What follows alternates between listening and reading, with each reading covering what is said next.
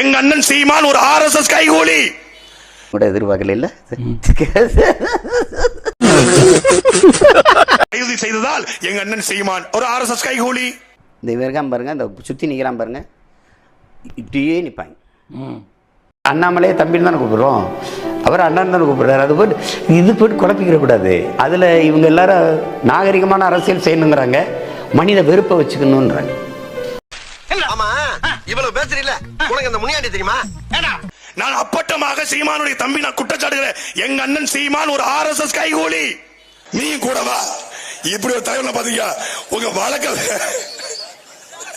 அந்நிய உரிமைக்காக பெண்களை தாலி அடிமைப்படுத்துது. தாலி சின்னம், தாலி அடிமை சின்னம். அதனால ஏண்டா சீமான் அல்காட் நாய, எடுக்கடா திரும்பி மேடையில் உட்காந்து என்னை பத்தி தப்பு தப்பா என்னையும் திமுகவையும் கோத்துட்டு பேசிட்டு இருக்கிற.